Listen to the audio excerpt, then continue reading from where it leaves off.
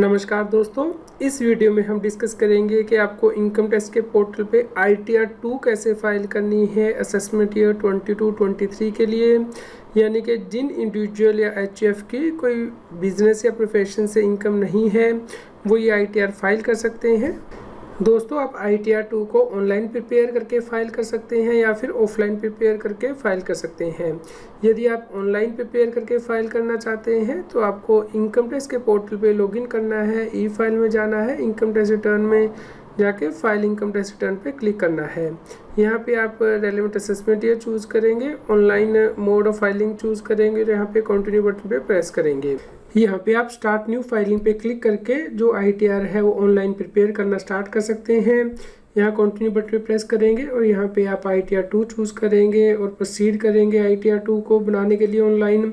लेकिन दोस्तों, आप ऑफलाइन यदि ITR 2 बनाएंगे तो यदि आपका इंटरनेट कनेक्शन डिस्कनेक्ट हो जाता है या फिर इलेक्ट्रिसिटी चली जाती है तब भी आप ITR जो है वो प्रिपेयर कर सकते हैं। तो दोस्तों, हम डिस्कस करेंगे कि ITR 2 को ऑफलाइन कैसे प्रिपेयर कर सकते हैं। तो उसके बाद आपको जेसन फाइल जनरेट करके ऑनलाइन अपलोड करनी होती है। तो ऑनलाइन में जेसन फाइल नहीं आपको अपलोड करनी, यहाँ पे सीधा ही आप फाइल कर सकते हैं यदि आप ऑनलाइन प्रिपेयर करते हैं। लेकिन ऑफलाइन के बेनिफिट हैं जो कि मैंने अभी आपसे डिस्कस किए। दोस्तों, ऑफलाइन ITR 2 प्रिपेयर करने के लिए आपको यहाँ डाउनलोड सेक्शन में जाना है बिना लॉगिन किए हुए इनकम टैक्स की वेबसाइट पे। यहाँ पे असेसमेंट ईयर 22-23 के अंतर्गत कॉमन ऑफलाइन यूटिलिटी दी गई है ITR 1 से ITR 4 को प्रिपेयर करने की। तो इसमें ही आपको ITR 2 भी प्रिपेयर करनी है। तो यहाँ पे यूटिलिटी पे क्लिक करके इसे डाउनलोड कर लीजिए जी फाइल को और उसके बाद एक्सट्रैक्ट कर लीजिए राइट क्लिक करके। दोस्तों, ये यूटिलिटी जो आपने डाउनलोड की है इसे आपको यहाँ पे एक्सट्रैक्ट करना है। यहाँ पे वर्जन भी आ रहा है इस यूटिलिटी का। तो उसके बाद जो सबसे पहला सेटअप है इसे आपको डबल क्लिक करके रन करना है। तो यहाँ पे यूटिलिटी का लेटेस्ट वर्जन आएगा, तो आप लेटेस्ट वर्जन से ही डाउनलोड करके जो ITR है वो प्रिपेयर कीजिए। तो यहाँ पे कंटिन्यू बटन पे प्रेस करेंगे तो सबसे पहले आप रिटर्न यहाँ पे प्रिपेयर कर सकते हैं। यदि आपके ऑलरेडी ड्राफ्ट वर्जन बनाए हुए हैं आप सेव कर लेंगे तो यहाँ पे आपके पास उपलब्ध होंगे। प्री फिल डेटा यहाँ उपलब्ध होगा। तो यहाँ पे आपको फाइल रिटर्न पे क्लिक करना है। अब आप अपनी प्री फिल्ड डेटा को जो है डाउनलोड कर सकते हैं इनकम टैक्स की वेबसाइट से, या फिर यहाँ पे यदि आपने ऑलरेडी डाउनलोड कर लिया है तो यहाँ पे इंपोर्ट कर सकते हैं। दोस्तों, आप इस प्री फिल्ड डेटा को डाउनलोड कर सकते हैं। इनकम टैक्स की वेबसाइट पे लॉगिन करेंगे, ई फाइल में जाएंगे, इनकम टैक्स रिटर्न में जाएंगे और यहाँ पे डाउनलोड प्री फिल्ड डेटा पे क्लिक करके इसे डाउनलोड कर सकते हैं। उसके बाद आप यहाँ पे प्री फिल्ड डेटा में इंपोर्ट करके यहाँ पे कंटिन्यू प्रेस करेंगे, यहाँ पे पैन नंबर एंटर करेंगे, यहाँ पे असेसमेंट ईयर और प्रोसीड बटन पे प्रेस करके जो जेसन फाइल आपने डाउनलोड की है प्री फिल डेटा की उसे इंपोर्ट करेंगे। तो यहाँ पे जो आपने जेसन फाइल डाउनलोड की है प्री फिल डेटा की यहाँ पे अटैच करके प्रोसीड करेंगे। उसके बाद आपको यहाँ पे इंडिविजुअल या HUF Hindu undivided family select करना है। तो आप एप्लीकेबल सेलेक्ट कर लीजिए। इंडिविजुअल के केस में इंडिविजुअल सेलेक्ट करेंगे और यहाँ पे आप ITR 2 फॉर्म सेलेक्ट करेंगे। उसके बाद प्रोसीड विद ITR 2 फाइल करेंगे। यदि किसी व्यक्ति की बिजनेस एंड प्रोफेशन से इनकम नहीं है इंडिविजुअल HUF की तो ITR 2 फाइल कर सकता है। तो यहाँ पे आप FAQs देख सकते हैं। ITR 2 फाइल करने के लिए कौन से डॉक्यूमेंट आपके पास होने चाहिए उसकी लिस्ट आप देख लीजिए। सबसे पहले तो यदि आपकी सैलरी की इनकम है तो आपके पास फॉर्म नंबर 16 होना चाहिए जो कि एम्प्लॉयर के द्वारा इशू किया जाता है। उसके बाद यदि आपकी अदर देन सैलरी इनकम भी है, मान लीजिए बैंक से इंटरेस्ट इनकम है, FDR पे इंटरेस्ट एक्स्ट्रा, तो उस केस में डायरेक्टर के द्वारा form number 16A quarterly issue किया जाता है। तो ये यदि साल में आपके 4 सर्टिफिकेट हैं तो इसका मतलब है 4 बार आपका TDS काटा गया है इनकम पे। तो आप ये फॉर्म अपने पास कलेक्ट कर लीजिए। इसके अलावा फॉर्म नंबर 26AS जो है वो आप डाउनलोड कर लीजिए इनकम टैक्स की वेबसाइट से, जिसमें कि पूरे साल में आपको कौन सी इनकम मिली है, उस पर कितना TDS कटा है, इसकी पूरी डिटेल 26AS में उपलब्ध हो जाती है। तो दोस्तों, यदि आप फॉर्म 26AS देखना चाहते हैं तो ई फाइल में जाइए, इनकम टैक्स रिटर्न में जाइए और यहाँ पे व्यू फॉर्म 26AS पे क्लिक कीजिए। जिसके बाद कि आपको TDS CPC की वेबसाइट पे रीडायरेक्ट कर दिया जाएगा। वहाँ पे आप असेसमेंट ईयर 22-23 का 26AS चेक कर लीजिए। इसके अलावा दोस्तों, आपके पास बैंक स्टेटमेंट भी होनी चाहिए क्योंकि बैंक में बहुत सी एंट्रीज होती हैं जिन्हें चेक करने के बाद ही आपको इनकम टैक्स रिटर्न फाइल करनी होती है। जैसे कि सेविंग बैंक से आपको इंटरेस्ट इनकम मिली है या FDR से इंटरेस्ट इनकम एक्स्ट्रा, तो वो भी आपको ITR में डिस्क्लोज करनी होती है। इसके अलावा आपके जितने भी बैंक अकाउंट हैं उन सभी के IFSC code, bank account number भी आपको ITR में मेंशन करने होते हैं। यदि आपने होम लोन लिया हुआ है तो उस केस में housing loan interest certificate banking या फाइनेंशियल इंस्टीट्यूशन के द्वारा आपको इशू किया जाता है कि कितना आपका इंटरेस्ट पेबल है और कितना आपका प्रिंसिपल अमाउंट आपने रीपे किया है। तो इसकी डायरेक्शंस आप सेक्शन 80C में प्रिंसिपल अमाउंट की क्लेम करते हैं और सेक्शन 24 के अंतर्गत इंटरेस्ट की। तो ये सर्टिफिकेट आप बैंक से ले लीजिए। यदि आपने डोनेशंस की है तो उस केस में सेक्शन 80G के अंतर्गत जो आप डिडक्शन क्लेम कर सकते हैं, लेकिन इसके लिए आपके पास रिसीट होनी चाहिए आपने जो डोनेशन की है। तो इसके लिए आप फॉर्म कलेक्ट कर सकते हैं डोनी से जिससे कि आपने ये डोनेशन दी है। यदि आपने डोनेशन की है तो उस केस में डोनी से आपको फॉर्म नंबर 10BE के अंतर्गत जो है रिसीट लेनी होती है कि कितना अमाउंट आपने डोनेशन में दिया है। तो उस केस में ये जो रिसीट है वो ऑनलाइन इशू करके आपको प्रोवाइड की जाती है डोनी के द्वारा। यदि आपकी रेंटल इनकम भी है तो उस केस में आपके पास रेंट एग्रीमेंट या रेंट रिसीट होंगी कि आपको कितना अमाउंट मिला है। इसके अलावा यदि आपने रेंट पे किया है तो उस केस में आप HRA की अलाउंस क्लेम कर सकते हैं यदि आप ओल्ड स्कीम ऑप्ट कर रहे हैं इनकम टैक्स की। तो इसके अलावा यदि आपने इन्वेस्टमेंट की हैं जैसे कि लाइफ इंश्योरेंस प्रीमियम पे किया है या फिर ट्यूशन फीस या प्रोविडेंट फंड टैक्स में इन्वेस्टमेंट की है तो आप डिडक्शन क्लेम करते हैं। यदि आप ओल्ड स्कीम ऑप्ट करते हैं इनकम टैक्स एक्ट की तो आपके पास ये प्रूफ होने चाहिए ITR को फाइल करने से पहले। दोस्तों यदि आपके पास फॉर्म नंबर 16 नहीं है यानी कि सैलरी के ऊपर जो आपका TDS नहीं काटा गया है इसलिए फॉर्म नंबर 16 इशू नहीं किया है एम्प्लॉयर ने, तो उस केस में जो मंथली पे स्लिप है उसके बेस पे आप अपनी जो ग्रोस सैलरी है वो कैलकुलेट करके उसके बेस पे भी आप ITR फाइल कर सकते हैं। तो यहाँ पे आपको लेट्स गेट स्टार्ट पे प्रेस करना है और उसके बाद आपसे क्वेश्चन पूछे जाएंगे कि आप ITR क्यों फाइल कर रहे हैं, क्या आपकी इनकम बेसिक एग्जम्पशन लिमिट से ज़्यादा है यानी कि 2,50,000 से। तो आप ये सिलेक्ट कर लीजिए। यदि आप किसी और रीज़न से फाइल कर रहे हैं जैसे कि यदि आपने एक या एक से ज़्यादा करंट अकाउंट में 1 करोड़ रुपये से ज़्यादा अमाउंट डिपॉजिट किया है तो ITR फाइल करनी मैंडेटरी है। इसी प्रकार यदि फ़ॉरेन कंट्री में ट्रैवल के लिए आपने भले ही अपने लिए या किसी और व्यक्ति के लिए एक्सपेंडिचर इनकर किया है 2 लाख रुपये से ज़्यादा तो भी ITR फाइल करनी मैंडेटरी है।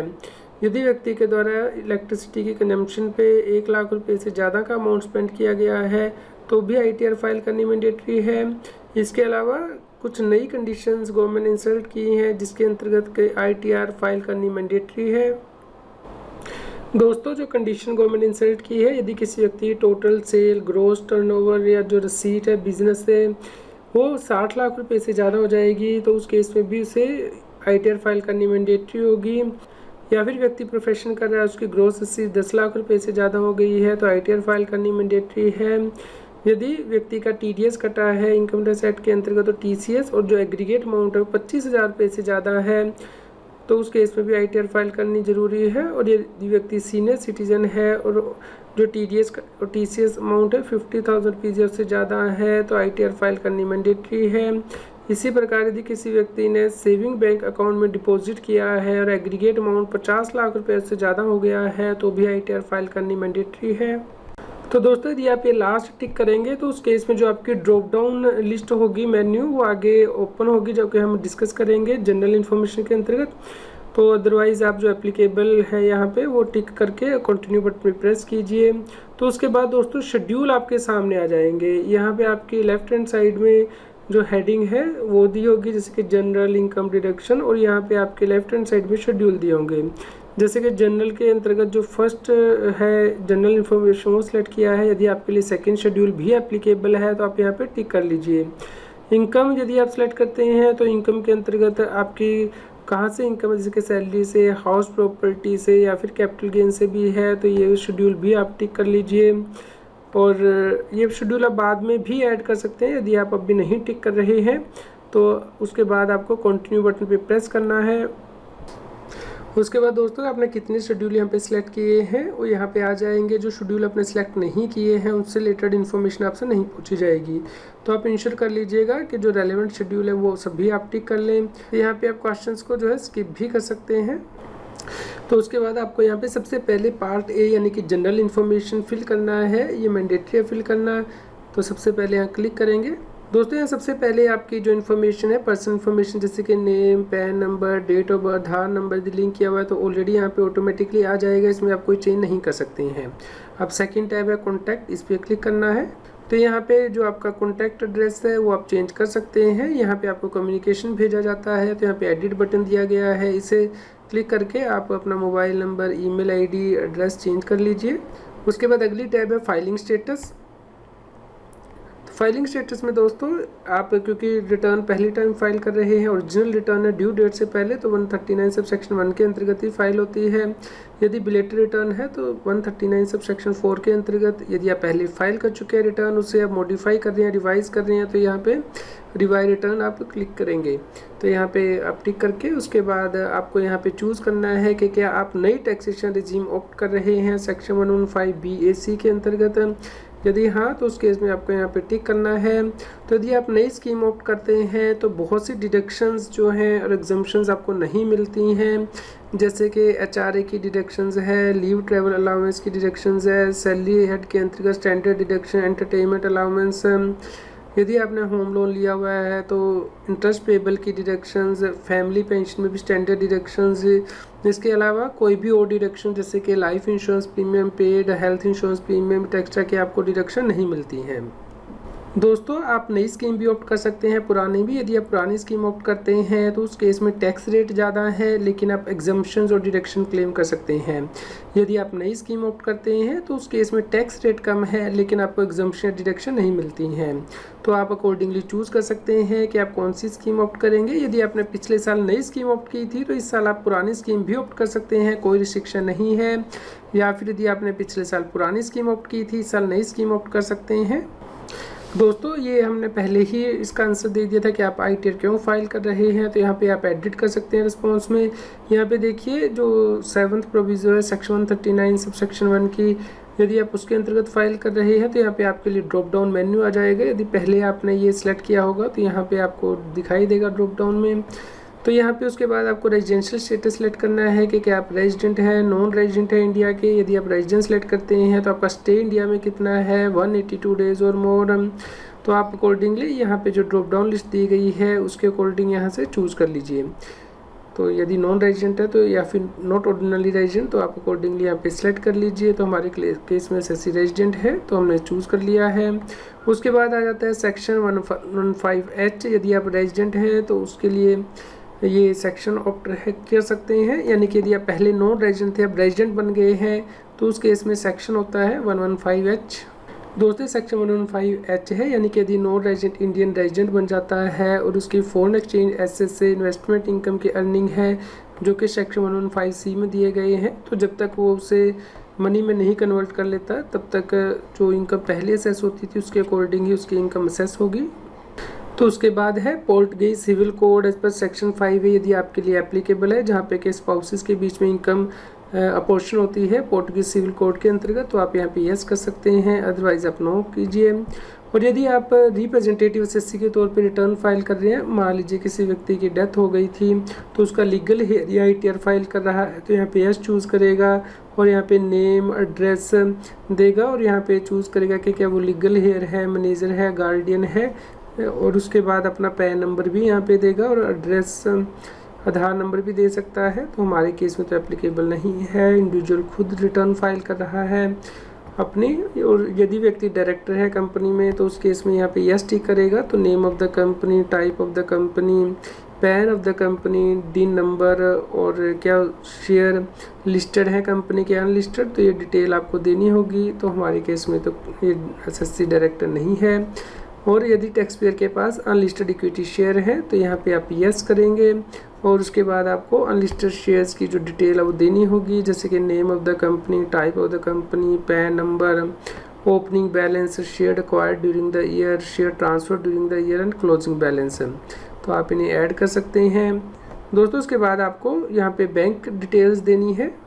तो यहाँ पे आपने प्री फिल डेटा इंपोर्ट किया था इनकम टैक्स की वेबसाइट से, इसलिए ऑलरेडी यहाँ पे जो बैंक आपने ऐड किए थे लास्ट ईयर यहाँ पे आ गए हैं। इसमें से किसी एक बैंक को आपको रिफ़ंड के लिए जो है चूज़ करना होगा, जिसमें कि आप रिफ़ंड लेना चाहते हैं। एक से ज़्यादा बैंक भी चूज़ कर सकते हैं, जिस केस में कि सीपीसी जो डिसाइड करता है कि किस बैंक में अमाउंट रिफ़ंड दिया जाएगा। तो यहाँ पे आप ऐड अनदर करके जो बैंक की डिटेल है वो ऐड कर सकते हैं। यदि आपका कोई नया बैंक ऐड हुआ है, जैसे कि IFSC कोड, यहाँ पे name of the bank, account number. तो यदि आपका जॉइंट बैंक अकाउंट है तो भी आप उसकी रिपोर्टिंग यहाँ पे कीजिए, क्योंकि सभी बैंक अकाउंट आपको रिपोर्ट करने होते हैं इनकम टैक्स की रिटर्न में।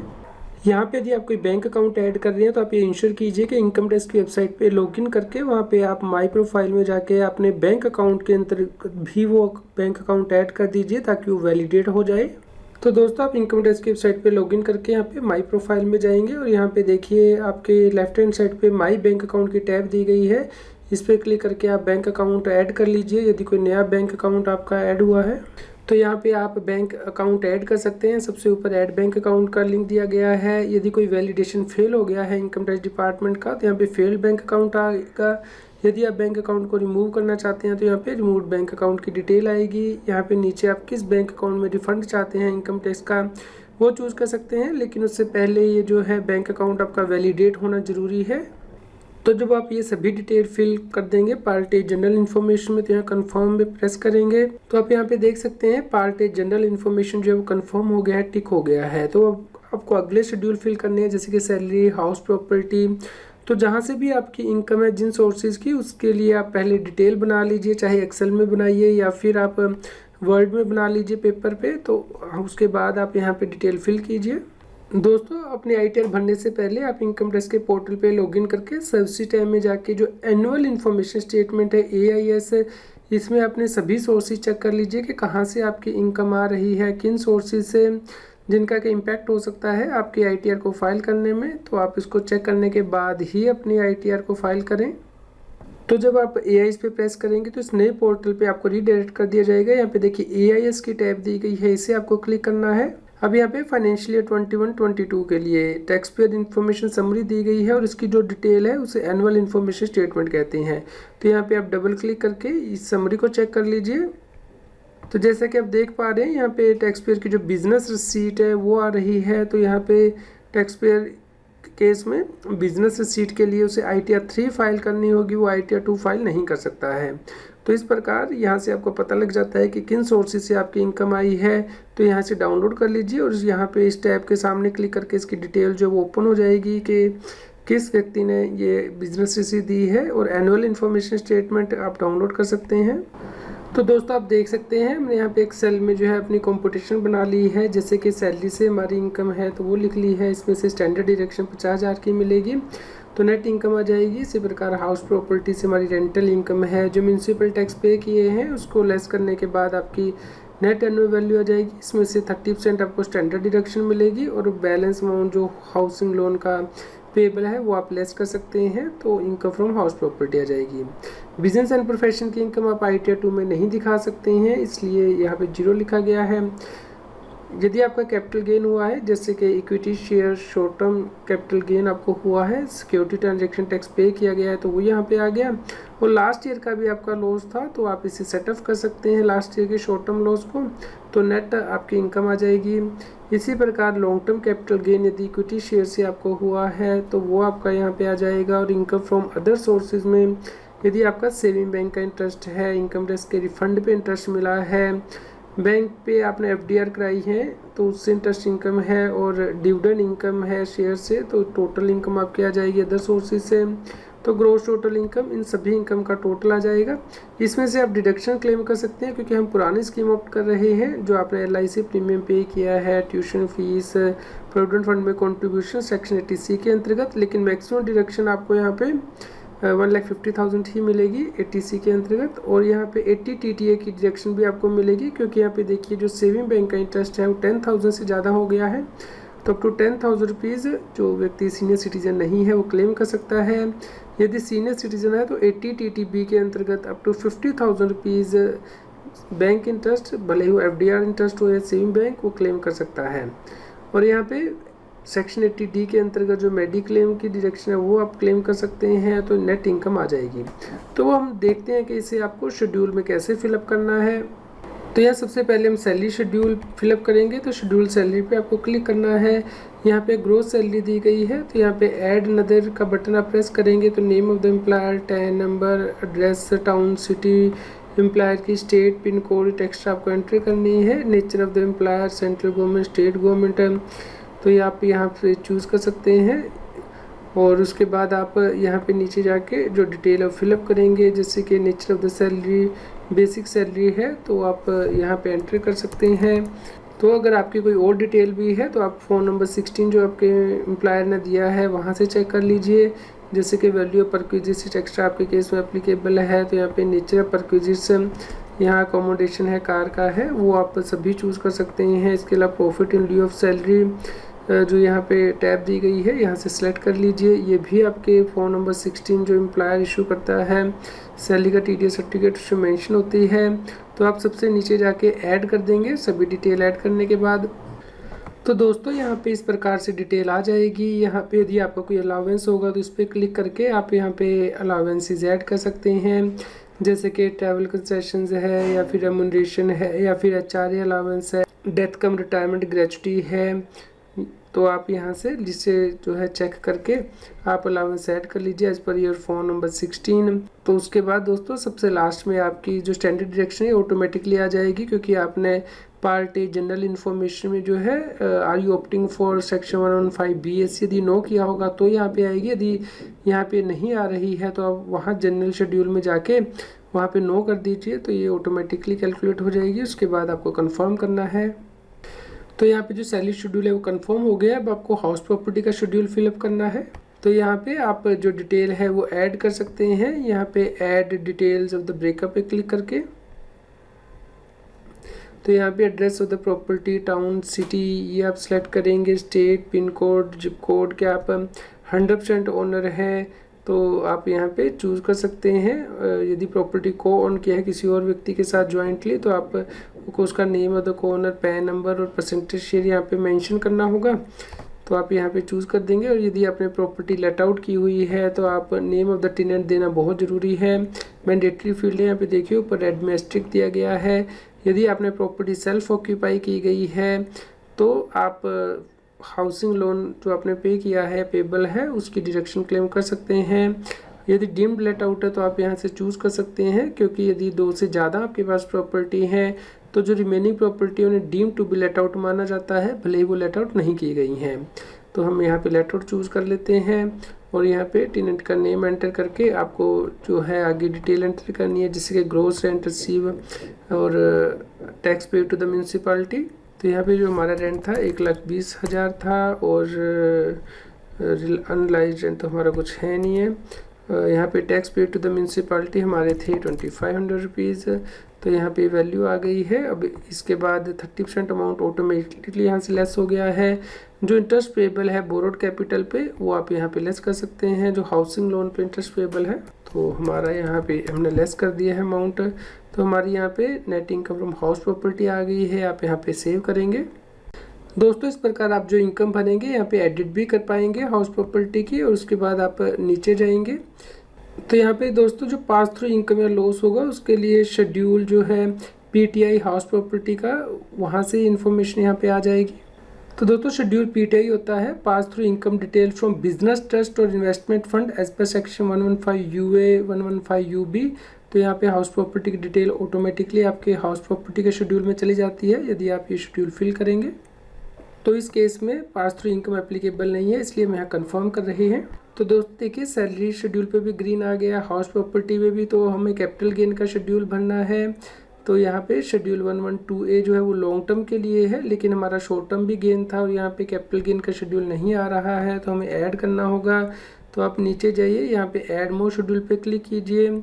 उसके बाद यहाँ पे इनकम के अंतर्गत आप यहाँ पे कैपिटल गेन का जो शेड्यूल है वो टिक कर लीजिए, शेड्यूल ऑफ कैपिटल गेन, और नीचे जाके आप कंटिन्यू बटन पे प्रेस कीजिए।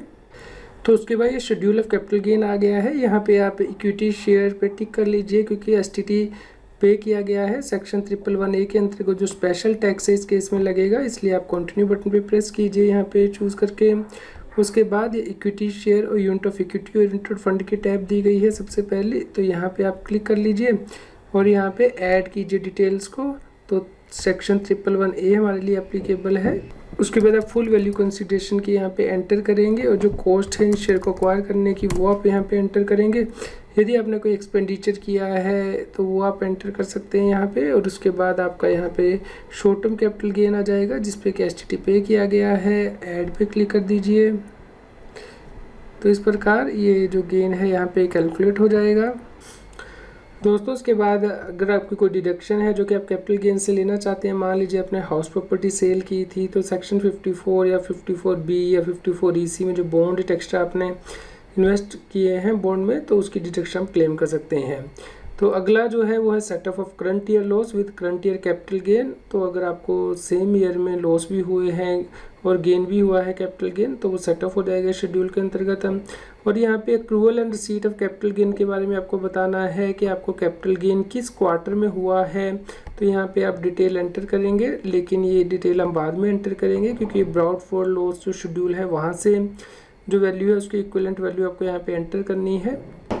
तो उसके बाद हमें शेड्यूल 112A फिलअप करना है। यदि हमें लॉन्ग टर्म कैपिटल गेन हुए हैं जिसपे कि सिक्योरिटी ट्रांजैक्शन टैक्स पे किया गया है, तो इस शेड्यूल के अंतर्गत आप एंट्री करेंगे। तो यहाँ पे आप CSV टेम्पलेट डाउनलोड करके अपलोड भी कर सकते हैं, अदरवाइज़ आप यहाँ पे ऐड डिटेल्स पे प्रेस करके जो शेयर्स या यूनिट है उनके बारे में आपको डिटेल देनी है। यदि 31 जनवरी 2018 के बाद एक्वायर हुए हैं तो आप कंसोलिडेटरी एंट्री कर सकते हैं। आपको ISIN कोड देने ज़रूरी नहीं होते, लेकिन यदि आपने उससे पहले शेयर खरीदे थे तो उस केस में ISIN वाइज जो है आपको स्क्रिप्ट वाइज एंट्री करनी होगी शेयर्स की। तो हमारे तो 31 जनवरी 2018 के बाद हैं, इसलिए हमें सिर्फ यहाँ पे जो सेल वैल्यू है और जो एक्विजिशन वैल्यू है या जो एक्सपेंडिचर इनकर किए गए ट्रांसफ़र पे सिर्फ वही एंटर करनी है। तो इसलिए हमारी जो सेल वैल्यू शेयर की 1,50,000 थी, कॉस्ट ऑफ एक्विजिशन सिर्फ 10,000 थी और यहाँ पे आपको ऐड कर देना है।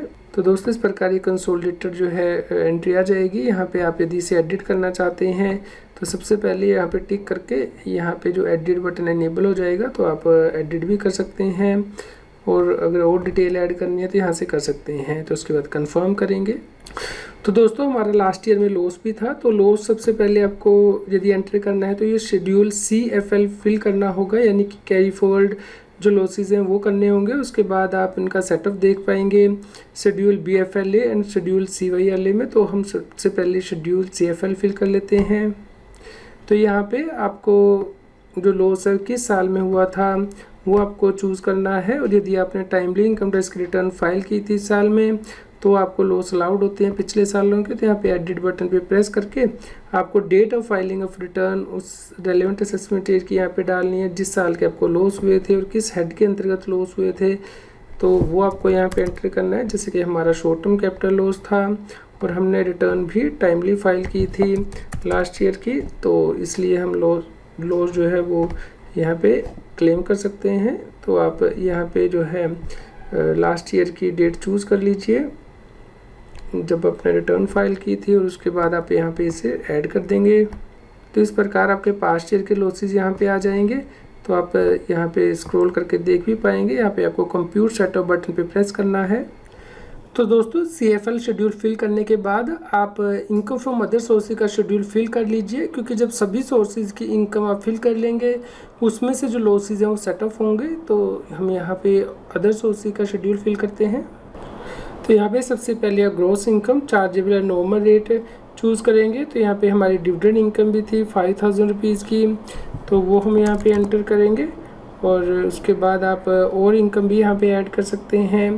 तो उसके बाद आप अदर इनकम ऐड करेंगे। यहाँ पे जैसे कि हमारा जो है इंटरेस्ट इनकम थी, सेविंग बैंक से इंटरेस्ट इनकम था, तो वो आप यहाँ पे एंटर कर लेंगे। हमारा FDR से इंटरेस्ट इनकम थी, fix deposit from bank, income tax के रिफंड पे हमें इंटरेस्ट मिला था, तो वो आप यहाँ पे एंटर कर देंगे। और यदि आपकी कोई और इनकम है तो वो आप यहाँ पे रिस्पेक्टिव कॉलम में एंटर करके उसके बाद ऐड करेंगे। तो यहाँ पे आप देख सकते हैं इनकम टैक्सेबल स्पेशल रेट भी आप यहाँ पे ऐड कर सकते हैं। स्पेशल रेट की इनकम होती है जैसे कि लॉटरी या क्रॉसवर्ड पजल से आपकी इनकम होती है, तो उस पर स्पेशल रेट से इनकम टैक्स लगता है, तो आप यहाँ पे चूज़ कर सकते हैं ड्रॉप डाउन लिस्ट से। तो हमारे केस में एप्लीकेबल नहीं है, इसलिए हम यहाँ पे इसे ऐड नहीं कर रहे हैं। उसके बाद यदि आपने अदर सोर्स के इनकम को अर्न करने के लिए कोई एक्सपेंडिचर किया है तो यहाँ पे आप डिडक्शन अंडर सेक्शन 57 जो है क्लेम कर सकते हैं।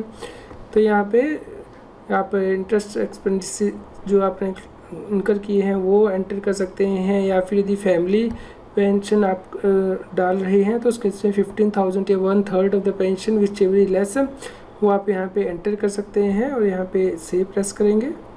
दोस्तों यहाँ पे आपको ध्यान रखना है कि सेक्शन 57 के अंतर्गत आप डिडक्शन क्लेम कर सकते हैं यदि आपने डिविडेंड इनकम या इंटरेस्ट ऑन सिक्योरिटी को अर्न करने के लिए कोई कमीशन रेम्यूनरेशंस बैंकर को पे किया है या किसी भी और पर्पज़ से डिविडेंड या इंटरेस्ट इनकम को रियलाइज़ करने के लिए। लेकिन ये जो आप डिडक्शन क्लेम कर सकते हैं डिविडेंड के केस में वो 20% से ज़्यादा नहीं हो सकती है डिविडेंड इनकम से। यदि कोई अमाउंट सेक्शन 58 के अंतर्गत डिडक्टेबल नहीं है, यानी कि मान लीजिए कोई आपने ऐसी इनकम पे की है जिसपे कि आपको TDS काटना था लेकिन नहीं काटा है, तो उसका डिसअलाउंस यहाँ पे होगा। दोस्तों सेक्शन 58 ये कहता है कि कौन से एक्सपेंसेस आपको अलाउ नहीं होते हैं। मान लीजिए आपने कोई सैलरी पे की है आउटसाइड इंडिया और आपने TDS नहीं काटा है तो वो खर्चा डिसअलाउ किया जाता है। इसी प्रकार मान लीजिए 10,000 रुपीज़ से ज़्यादा का आप खर्चा करते हैं तो आप कैश में नहीं कर सकते, आपको बैंकिंग चैनल से करना है, अकाउंट पे चेक, अकाउंट पे ड्राफ्ट से। तो यदि आपने किया है तो वो एक्सपेंसेस जो डिसअलाउ कर दिया जाता है। दोस्तों अगला है profit chargeable to tax under section 59, यानी कि मान लीजिए आपने पिछले साल इनकम फ्रॉम अदर सोर्स में से किसी खर्चे की डिडक्शन ले ली थी लेकिन इस साल वो एक्सपेंसेस आपको रिकवर हो गया है तो उस केस में आपको ये टैक्स के लिए ऑफर करना होगा। तो दोस्तों ये है relief for taxation under section 89A, यानी कि यदि रिटायरमेंट फंड नोटिफाइड कंट्री में वहाँ से इनकम आपको आ रही है तो आप यहाँ पे इसे एंटर करेंगे। तो दोस्तों यदि कोई व्यक्ति नॉन रेजिडेंट था और नॉन रेजिडेंट रहते हुए वो आउटसाइड इंडिया जो है वो अकाउंट ओपन करता है रिटायरमेंट बेनिफिट के लिए, उसका अकाउंट बनता है और उस केस में उसकी इनकम अक्रूवल बेसिस पे टैक्स नहीं होती बल्कि जब वो विड्रॉ करता है डम्पशन करता है तो टैक्सेबल होती है। तो नोटिफाइड कंट्री जो इनकम है वो ऑफर करेगा इनकम फ्रॉम अदर सोर्स में। तो दोस्तों उसके बाद यहाँ पे यदि आपकी owing and maintaining of various sources से भी इनकम है तो यहाँ पे रिसीट एंटर करनी है और इससे रिलेटेड जो डिडक्शंस है वो यहाँ क्लेम करेंगे। कितना अमाउंट नॉट डिडक्टेबल है या चार्जेबल अंडर सेक्शन 59, यानी कि लास्ट ईयर में आपने डिडक्शन क्लेम कर ली थी और वो अमाउंट रियलाइज़ हो गया इस साल, तो यहाँ पे आप एंटर करेंगे। और उसके बाद आपको यहाँ पे information about accrual and receipt of income from other sources ये टैब फिल करनी है। जैसे कि मान लीजिए आपने डिविडेंड इनकम ऊपर एंटर की थी, यहाँ पे हमने डिविडेंड इनकम एंटर की थी तो ये आपको कब अर्न हुई थी डिविडेंड इनकम, तो ये यहाँ पे नीचे इसकी बाइफिकेशन देनी है यहाँ पे। तो यहाँ पे आप इस टैब को क्लिक कीजिए। जो डिविडेंड इनकम है मान लीजिए हमें 5,000 की हुई थी 16 सितंबर से 15 दिसंबर के बीच में, तो हम यहाँ पे एंटर करेंगे। और जो और भी कोई इनकम होगी जैसे कि रिटायरमेंट बेनिफिट की आपको इनकम हुई है तो वो किस जो डेट को अकॉर्डिंग हुई है वो तो यहाँ पे एंटर करेंगे और उसके बाद कंफर्म बटन पे प्रेस करेंगे। दोस्तों उसके बाद शेड्यूल CYLA आपको फिल करना है, यानी कि detail of income after setup of current year losses. तो इस पर आप क्लिक करेंगे तो आप देख सकते हैं कि यदि आपका करंट ईयर का कोई लॉस होगा तो वो यहाँ पे एडजस्ट हो जाएगा, लेकिन हाउस प्रॉपर्टी का जो लॉस है दूसरे हेड से आप 2 लाख रुपए तक ही एडजस्ट कर सकते हैं। तो हमारा यहाँ पे कोई लॉस नहीं था करंट ईयर में, इसलिए आप यहाँ पे कंफर्म कर देंगे। तो उसके बाद आपको शेड्यूल BFLA पे क्लिक करना है, यानी कि brought for loss of earlier year जो करंट ईयर में सेटअप हुए हैं। तो दोस्तों आपको याद होगा कि हमने जो लास्ट 3,500 रुपीज़ का जो लॉस था हमारा लास्ट ईयर का, वो शॉर्ट टर्म लॉस हमारे यहाँ पे सेटअप हो गया है। तो नेट अब हमारी यहाँ पे इनकम आ गई है। तो ये इनकम आपको फिल करनी है कैपिटल गेन में, जो ब्रेकअप आपको देना है डेट वाइज के कब ये इनकम अक्रू हुई है। और इसके अलावा यहाँ पे देखिए लॉन्ग टर्म की भी हमारी 1,40,000 की इनकम है 10% पे, तो इसका भी आपको ब्रेकअप में एंटर करना है अक्रूवल ऑफ इनकम पे। तो आप इसे चेक कर लीजिए, यहाँ पे कंप्यूट सेटअप पे प्रेस कर दीजिए तो ये करंट ईयर की इनकम आफ्टर सेटअप आ जाएगी। तो जैसे ही आप कंप्यूटर सेटअप पे प्रेस करते हैं यहाँ पे आपको वार्निंग भी आती है कि आपको क्वार्टरली ब्रेकअप देना है लॉन्ग टर्म गेन और शॉर्ट टर्म गेन का, जो शेड्यूल CG यानी कि कैपिटल गेन का है टेबल F में। तो दोस्तों शेड्यूल BFLA जो हमारा है कंफर्म हो गया है, तो लेकिन हम ये शेड्यूल कैपिटल गेन में जो हमें अक्रूवल बेसिस पे एंट्री करनी है वो हम एंट्री कर देते हैं। अब हमने सभी जो इनकम है वो कंप्यूट कर ली है। तो यहाँ पे information about accrual and receipt of income पे प्रेस करेंगे, ऐड डिटेल में एंटर करेंगे।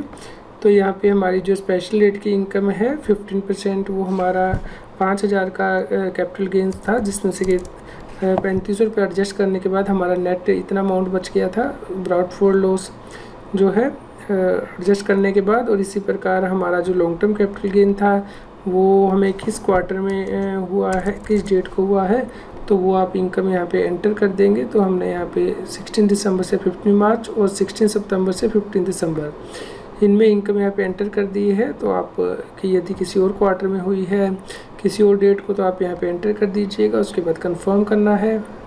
उसके बाद दोस्तों शेड्यूल एसआई है, यानी कि शेड्यूल ऑफ स्पेशल इनकम। तो जो इनकम है जिस पे कि स्पेशल रेट से इनकम टैक्स लगेगा, उसकी डिटेल आप यहाँ पे देख सकते हैं। आपको यहाँ पे कुछ एंट्री नहीं करनी है, बस चेक करनी है डिटेल। जैसे कि हमारा जो 15% की इनकम है शॉर्ट टर्म कैपिटल गेन हुआ था इक्विटी शेयर पे, इसी प्रकार लॉन्ग टर्म कैपिटल गेन हुआ था इक्विटी शेयर पे। लेकिन जो लॉन्ग टर्म कैपिटल गेन हुआ वो 1 लाख से ज़्यादा पे टैक्स लगेगा, यानी कि 40,000 रुपीज़ जो एक्स्ट्रा है 1 लाख से एक्सीडिंग, उस पर 10% टैक्स यहाँ पे 4,000 रुपीज़ बन गया है। तो इस प्रकार आप को बस इस शेड्यूल को यहाँ पे चेक करके नीचे कंफर्म करना है। तो आप नीचे कंफर्म करेंगे तो उसके बाद आप शेड्यूल 6A यहाँ पे एंट्री करेंगे। और ये जो डिडक्शन का शेड्यूल है, यहाँ पे आपने इनकम टैक्स एक्ट के अंतर्गत जो डिडक्शंस क्लेम की हैं वो उसकी आप एंट्री करेंगे। जैसे कि सेक्शन 80C के अंतर्गत आपने लाइफ इंश्योरेंस प्रीमियम पे किया है, ट्यूशन फीस पे की है, पीपीएफ। तो हमने जैसे 1,80,000 की इन्वेस्टमेंट की थी। लेकिन इस केस में आपको जो मैक्सिमम डिडक्शन मिलेगी, यहाँ पे जो मैक्सिमम डिडक्शन होगी 1,50,000 तक ही मिलेगी। तो आप यहाँ पे ऐड अनदर करेंगे। तो आप किसी और सेक्शन के अंतर्गत यदि डिडक्शन क्लेम करना चाहते हैं तो वो यहाँ पे चूज़ कर सकते हैं। जैसे कि आपने कोई डोनेशन दी है या फिर कोई और डिडक्शन जो कि आप यहाँ लिस्ट से, जैसे कि interest on loan taken for higher education, तो आप यहाँ से चूज़ कर सकते हैं। इसके अलावा यदि कोई और डिडक्शन है पार्ट सी पार्ट डी के अंतर्गत, तो आप यहाँ पे चूज़ कर सकते हैं। तो यहाँ पे आप ऐड अनदर करेंगे। तो यहाँ पे दोस्तों जो सेविंग बैंक से आपको इंटरेस्ट इनकम हुई है वो आप यहाँ पे एंटर करेंगे। तो यहाँ पे हमें 11,500 की हुई थी। तो यहाँ पे जो मैक्सिमम डिडक्शन 10,000 की मिलेगी यदि व्यक्ति की एज लेस देन जो 60 ईयर्स है। यदि ये इंटरेस्ट इनकम कम हुई है, मान लीजिए आपको 8500 हुई है, तो ये डिडक्शन जो है 8500 तक की रिस्ट्रिक्टेड रहेगी। तो यहाँ पे आप एक्चुअल एंट्री करेंगे तो एलिजिबल अमाउंट यहाँ पे आ जाएगा। इसके अलावा यदि सीनियर सिटीजन है तो 80TTB के अंतर्गत डिडक्शन क्लेम कर सकते हैं। और यदि पर्सन विद डिसेबिलिटी है तो 80U के अंतर्गत। तो आप ये डिडक्शन जो आपके लिए एप्लीकेबल हैं वो यहाँ पे चूज़ कर लीजिए और यहाँ पे सेव कर दीजिए। तो उसके बाद आप यहाँ पे कंफर्म करेंगे। दोस्तों जैसे कि आपको मेडिक्लेम की डिडक्शन क्लेम करनी थी वो वहाँ पे नहीं थी, तो आप नीचे शेड्यूल में जाइए, ऐड मोर शेड्यूल में, यहाँ पे आप डिडक्शन पे क्लिक कीजिए और यहाँ पे जो शेड्यूल है वो आप ऐड कर सकते हैं। जैसे कि हमारी 80D के अंतर्गत सेक्शन के अंतर्गत डिडक्शन थी मेडिक्लेम की, तो ये शेड्यूल हम ऐड कर लेंगे। तो ये वहाँ पे अपीयर हो जाएगा।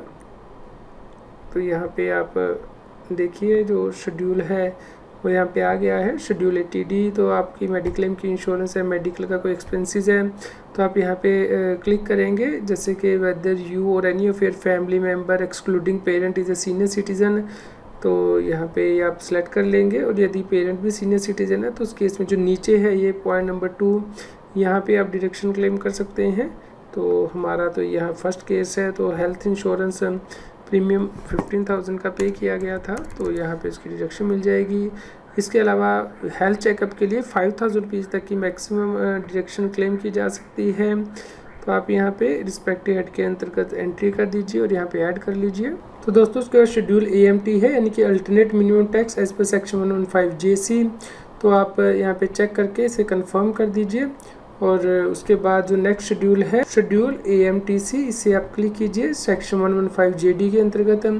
तो यहाँ पे ये अमाउंट ऑटोमेटिकली आ जाएगा, तो आप इसे चेक कर सकते हैं।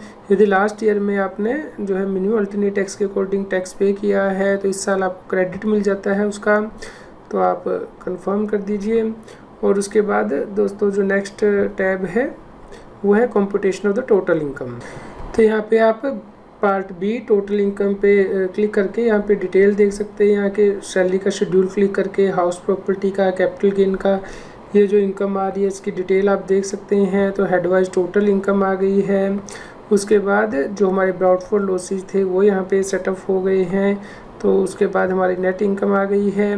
और जो स्पेशल रेट इनकम है यानी कि इक्विटी शेयर से जो हमें गेन हुए हैं शॉर्ट टर्म और लॉन्ग टर्म, वो यहाँ पे आ रही है इनकम। और जो डिडक्शन हमने क्लेम की है, टोटल डिडक्शंस, उनके शेड्यूल आप यहाँ पे चेक कर सकते हैं। और जो स्पेशल इनकम है इक्विटी शेयर में जो हमें गेन हुआ है उसके लिए शेड्यूल एसआई आप चेक कर सकते हैं। तो इस प्रकार हमारी एग्रीगेट टोटल इनकम आ गई है। नॉर्मल इनकम जिस पे कि नॉर्मल रेट से टैक्स लगेगा, और जो स्पेशल इनकम है जिस पे स्पेशल रेट से टैक्स लगेगा वो यहाँ पे सेपरेटली आ गई है। तो आप यहाँ कंफर्म कर दीजिए। दोस्तों उसके बाद computation of tax on total income है, लेकिन ये शेड्यूल फिलअप करने से पहले आप अपने टैक्सेस पेड का जो शेड्यूल है वो चेक कर लीजिए। तो यहाँ पे नहीं आ रहा है, आपको शेड्यूल को यहाँ पे ऐड करना होगा। यहाँ पे टैक्सेस की टाइम में जाइए और यहाँ पे देखिए जो आपका TDS TCS का ये जो शेड्यूल है ये नहीं आ रहा है, तो आप यहाँ पे टिक कर लीजिए IT TDS TCS और उसके बाद कंटिन्यू बटन पे प्रेस कीजिए, कंटिन्यू कीजिए। तो यहाँ पे स्किप करेंगे तो आप लास्ट में जाके देखेंगे तो देखिए यहाँ पे टैक्सेस पेड यानी कि TP का शेड्यूल आ गया है। तो यदि आपने कोई एडवांस टैक्स पे किया है, TDS TCS आपका कटा है, सेल्फ असेसमेंट टैक्स पे किया है, तो यहाँ पे आप उसकी डिटेल देख सकते हैं। और यहाँ पे यदि आपने एडवांस टैक्स या सेल्फ असेसमेंट टैक्स पे किया है, यहाँ पे नहीं आ रहा है, तो यहाँ पे आप ये टैब पे क्लिक करके यहाँ पे डिटेल ऐड कर लीजिए, जैसे कि BSR कोड क्या है बैंक का जिससे कि आपने चालान जमा कराया है, डेट ऑफ डिपॉजिट, चालान सीरियल नंबर एंड अमाउंट।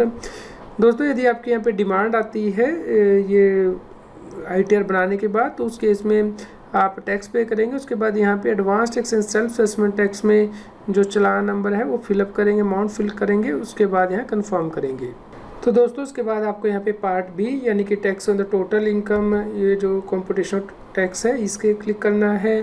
तो यहाँ पे आपकी जो डिटेल वो आ जाएगी, ये टैक्स पेबल कैसे कैलकुलेट हुआ यहाँ पे शो डिटेल करेंगे। तो जो नॉर्मल रेट पे इनकम है उस पर टैक्स यहाँ पे कैलकुलेट हो गया, जो स्पेशल रेट पे इनकम है उस पर स्पेशल रेट पे टैक्स कैलकुलेट हो गया है। तो इस प्रकार आप यहाँ पे जो टैक्स पेबल है वो देख सकते हैं। और यहाँ पे एजुकेशन से ऐड होके टोटल अमाउंट आ जाएगा। तो यहाँ पे क्योंकि अमाउंट 10,000 रुपीज़ से ज़्यादा था तो एडवांस टैक्स भी पे करना था, व्यक्ति ने नहीं किया है, तो इसलिए यहाँ पे इंटरेस्ट पेबल भी आ गया है। इसके ऊपर जो आपने एडवांस टैक्स नहीं पे किया था, तो जो TDS आपका कटा वो लेस होने के बाद नेट अमाउंट आपको इतना पे करना है। तो यहाँ पे आप इस अमाउंट को पे कर देंगे। यहाँ पे नाउ का बटन दिया गया चालान नंबर 280 के अंतर्गत। तो उसके बाद आपको जो है चालान नंबर फिल करना है TDS का, जो हमने अभी शेड्यूल डिस्कस किया था टैक्सेस पेड का, self assessment and advance tax paid में। दोस्तों यहाँ पे आप टैक्स की कैलकुलेशन समझ लीजिए। जो हमारी टोटल इनकम आई थी इसमें से हमारा शॉर्ट टर्म कैपिटल गेन था 1500 का प्रीवियस ईयर के लॉस को एडजस्ट करने के बाद, तो इसके ऊपर 15% टैक्स लगेगा स्पेशल रेट। और जो हमारा लॉन्ग टर्म कैपिटल गेन था वो 1,40,000 था, और 1 लाख से एक्सीडिंग यदि है अमाउंट तो उस पर जो है 10% टैक्स लगेगा 112A के अंतर्गत। तो 4,000 रुपीज़ यहाँ पे टैक्स बना, तो स्पेशल रेट इनकम पे टैक्स आ गया। अब हमारी जो नॉर्मल इनकम बची, टोटल इनकम में से स्पेशल इनकम लेस करने के बाद उसके ऊपर जो नॉर्मल स्लैब रेट है उसके अकॉर्डिंग टैक्स लगेगा, यानी कि फर्स्ट 2,50,000 तक नील, फिर 2,50,001 से 5 लाख रुपीज़ तक 5% है। तो यहाँ इसके ऊपर 5% टैक्स लगा। तो इस प्रकार हमारा जो टोटल टैक्स आ गया special income plus normal income का, उसके ऊपर 4% एजुकेशन सेस, तो ग्रोस टैक्स लायबिलिटी बन गई है।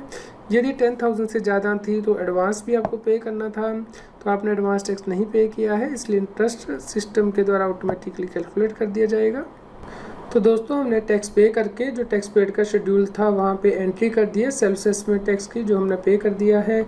तो हमारा टैक्स पेबल नील आ गया है। तो उसके बाद अब आपको प्रीव्यू करना है रिटर्न को। तो यहाँ पे आप प्लेस एंट्री करके आपका नेम ऑटोमेटिकली आ जाएगा, फादर नेम और पैन नेम। तो यहाँ पे आप सेल्फ के तौर पे रिटर्न फाइल कर रहे हैं, तो ये करके कंटिन्यू बटन प्रेस करेंगे।